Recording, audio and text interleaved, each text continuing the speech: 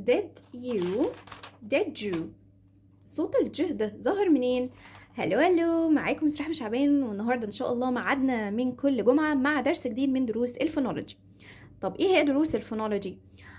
وبندرس فيها ايه؟ احنا اتفقنا في الكونكتد سبيتش او في الكاجوال سبيتش، الكلام السريع، يعني في اصوات كده بنسمعها بتظهر، في اصوات بتختفي، في اصوات بتتبدل. ده اللي احنا بندرسه بالتفصيل. بنبتدي ندرس الاصوات من بداية التفصيلة او التقسيمة بتاعتها، مكان خروجها، كمان طريقة نطقها، والاصوات او الاهتزاز اللي بيحصل. كل ده درسناه، والنهارده بقى مكملين في دروس الاسيميليشن. طب ايه هو الاسيميليشن؟ اتفقنا ان الاسيميليشن في الانجليش عامل زي في العربي كده الادغام. طيب بيحصل ايه؟ بيحصل ان انا بدغم صوت مع صوت تاني، كلمة هنا وكلمة هنا، اخر صوت هنا من اول صوت هنا، بيحصل ان هما ايه؟ بيأثروا على بعض. يبقى ده الاسيميليشن. واخدنا الاسيميليشن اوف بليس، اماكن خروج الاصوات، المرات اللي فاتت. النهارده معانا assimilation of manner. تعالوا نعرف بالتفصيل ايه هو. It happens when the sound changes to another with a different manner of articulation to become more like the neighboring sound. بيحصل ايه؟ وايه هو manner of articulation؟ اتفقنا ان المانر هو طريقة نطق الاصوات. انا عندي اصوات plosives يعني انفجارية، بيظهر الصوت كده ب ت د ك ج، تحسوا ان في كده الصوت اندفع وانا بخرجه. يبقى ده طريقة خروج الهواء من الفم. طيب يبقى ده المانر of articulation. طب انا عندي اصوات مثلا fricative، ايه مختلفة في البلوسيفز في ايه؟ ان هنا الهواء بيخرج بشكل ايه؟ كلي كده ب ب، انما هنا الفريكتيف ساوندز او فريكتيف كونسونانتس هنا بيحصل ان الهواء بيخرج بشكل جزئي، بيحصل احتكاك للهواء وانا بخرج الصوت. بص كده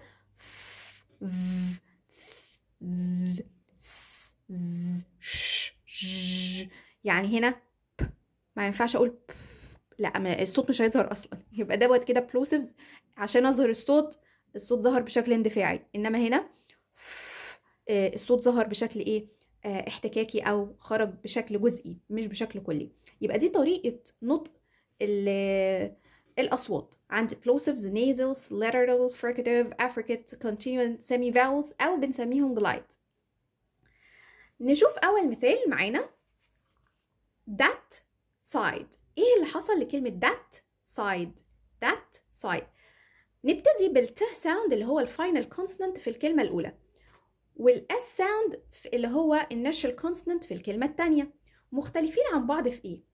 مختلفين عن بعض في المانر اوف ارتكيوليشن. اهو ان الت ساوند ده بلوسيف، تمام، اما ساوند ده فريكاتيف. يبقى كده متغيرين في المانر. طيب بالنسبة للبليس اوف ارتكيوليشن، الاتنين من نفس العيلة، الاتنين بيتقرأوا من هنا من الالفيولار ريدج. تعالوا كده نقرأ صوت الت. الاتنين خرجوا من الالفيولار ريدج، يعني الاتنين نفس عيلة البليس اوف ارتكيوليشن. طب ايه اللي هيتغير؟ هيتغير المانر، يعني طريقة نطق صوت الت ساوند. في مصادر بتقولك ان الت ساوند هيتحول لجلوتال ستوب، يعني صوت شبه الهمزة كده، that side. وفي مصادر تانية هتقولك ان صوت الت ساوند هيتحول من plosive لفريكاتيف، طريقة خروج الهواء هتتغير، هيبقى ده السايد. ايه اللي حصل؟ الت ساوند اتحول لفريكاتيف. طيب عندي مثال كمان، ولكن هنا في التو اكزامبلز دول هنا هيحصل double assimilation. يعني ايه double assimilation؟ يعني هيحصل تغيير في حاجتين، في المانر وفي البليس. طب ازاي؟ تعالوا نشوف. في كلمة don't you الت ساوند من الالفيولار كونسونانتس، اليه ساوند من البالاتال كونسونانتس. يبقى كده مختلفين في الايه؟ في البليس، ومختلفين كمان في المانر. ان ده كده من البلوسيفز، الت من البلوسيفز، اما اليه ساوند ده مش جي، ده يه ساوند.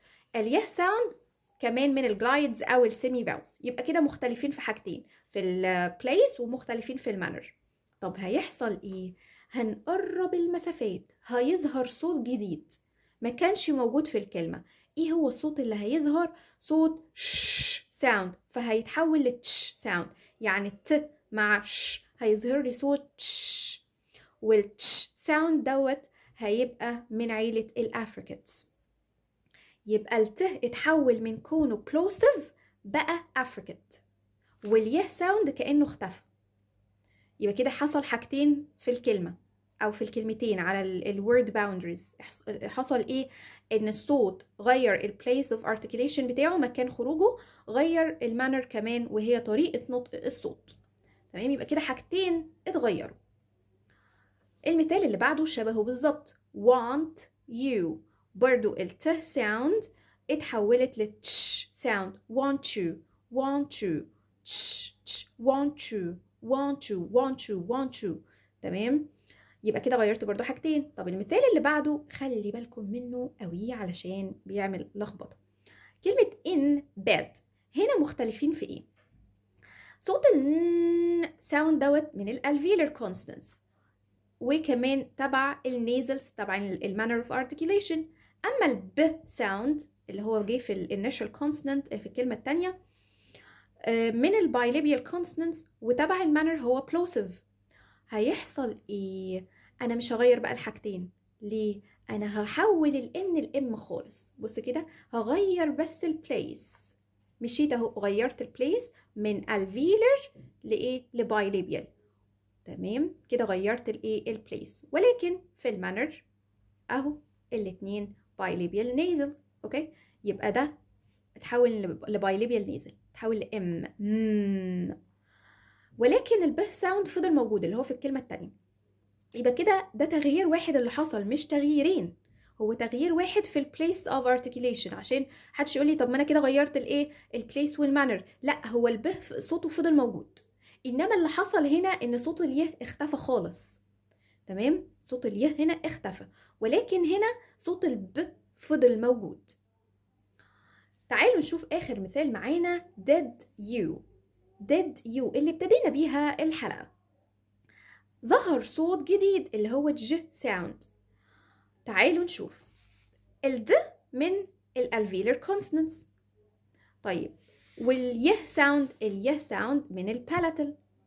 فلما اجي اقراهم برضو هم مختلفين في حاجتين، مختلفين في البليس اهو، ومختلفين في المانر اهو. هيحصل ايه؟ هقرب برضو المسافات، هيظهر صوت ج. يبقى did you اتحولت did you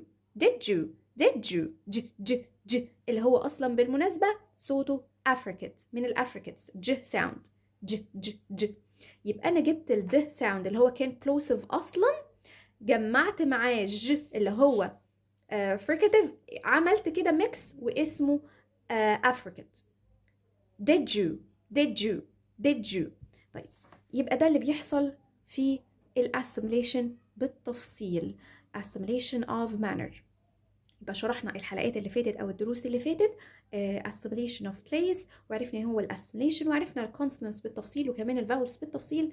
استنوا درس جديد من دروس الفونولوجي كل جمعة ان شاء الله. وما تنسوش بقى لايك وشير على بيج ايزي انجليزي على فيسبوك وتيك توك ويوتيوب. كانت معاكم سرحمة شعبان، والسلام عليكم ورحمة الله وبركاته.